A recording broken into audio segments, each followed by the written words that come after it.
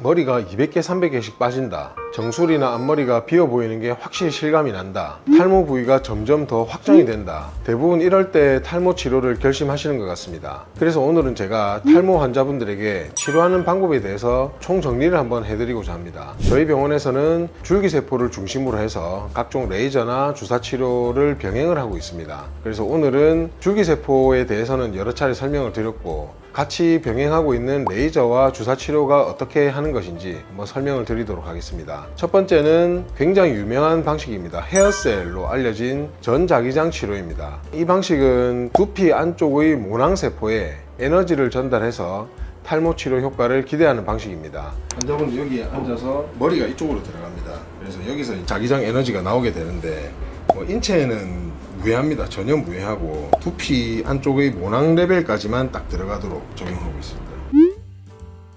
12분입니다. 12분인데 대부분 잘 조시거든요. 졸 수가 있기 때문에 저희가 목바지 의자까지 준비를 해서 이렇게 대부분의 탈모 형태에 적용이 가능합니다. 각종 주사 치료 및 메조 치료와 조합해서 치료하거나 줄기세포와 모발 이식 수술 후에도 적용이 가능하다고 할 수 있겠습니다. 두 번째로는 모낭 주사입니다. 손주사를 하거나 기구를 이용해서 모낭 깊이에 유효 성분을 주사하는 방식입니다. 유효 성분이라는 말이 조금 어려울 수 있는데, 쉽게 말하면 두피 안쪽에 주사를 했을 때 발모에 효과가 있는 것으로 알려진 성분입니다. 줄기세포도 일종의 유효 성분으로 볼 수 있겠죠. 면허주사로 알려진 PDRN 성분, 태반주사로 알려진 태반 추출물, 그리고 피부 미용에서 굉장히 많이 쓰이고 있죠. 보톡스, 이런 성분들이 발모에 효과가 있는 것으로 알려져 있습니다. PDRN의 경우에는 혈류를 촉진시키고 염증을 억제하고 세포 증식의 효과가 있습니다.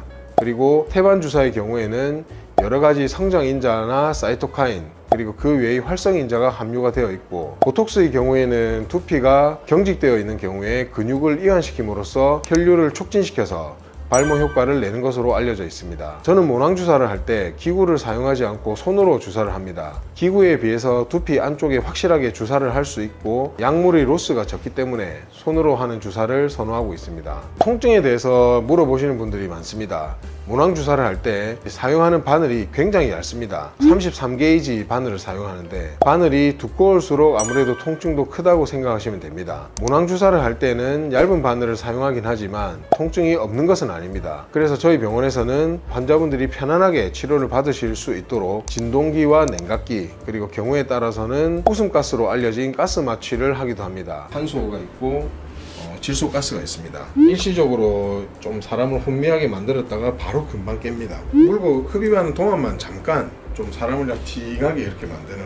모낭 주사는 발모가 필요한 대부분의 탈모 형태에 적용이 가능하지만 안드로겐 탈모에 적용하는 것이 가장 좋습니다. 만약 머리가 많이 빠지는 상황의 휴지기 탈모에 해당한다면 이것은 시간이 어느 정도 지나야 되는 측면이 있고, 또 원형 탈모의 경우에는 탈모 공격을 받은 주변의 면역 억제가 우선이기 때문에 모낭 주사를 1번으로 생각하시는 것은 틀렸다고 할 수 있겠습니다. 그리고 모낭 주사를 할 때는 전자기장 치료라든지 저준위 레이저 치료와 병행을 하시면 좋습니다. 세 번째 방식은 저준위 레이저 치료입니다. 대부분 탈모 치료하는 병원에 구비가 되어 있습니다. 두피 안쪽의 모낭 세포에 에너지를 전달해서 탈모 치료 효과를 기대하는 방식입니다. 저준위 레이저는 빛 에너지의 파장을 이용해서 모낭 세포를 자극시켜 줍니다. 빛 에너지가 어떻게 탈모를 치료하는지 궁금하실 텐데, 이 빛이 두피에 닿으면 두 가지 반응이 나타납니다. 첫 번째는 모낭 세포의 활동을 활발하게 하는 광역학적 효과, 그리고 두 번째로는 광생물 조절 효과라고 해서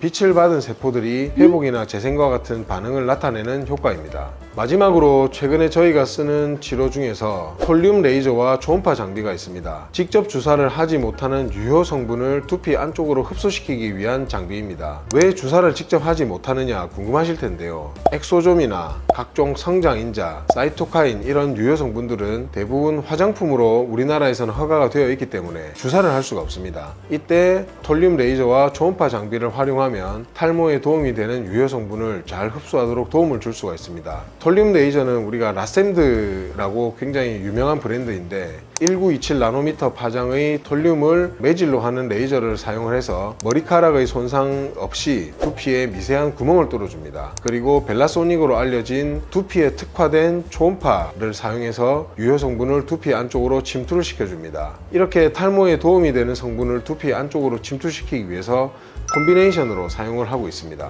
오늘은 이렇게 4가지 정도의 탈모 치료법을 정리해 드렸습니다. 이 치료법은 단독으로 추천하기보다는 환자분들의 탈모 상태에 맞게 맞춤형으로 이 치료법들을 조합하여 치료하는 것을 권해드리고 있습니다. 많은 탈모 환자분들을 치료하면서 느끼는 것은 유전성 탈모는 강력한 어떤 진행력 때문에 한 가지 방법만으로는 완벽한 해결이 쉽지 않다는 것입니다. 나의 탈모 상태나 두피 상태를 꼼꼼히 진단해보고 본인에게 맞는 치료법을 현명하게 잘 결정하시기를 바라겠습니다. 감사합니다.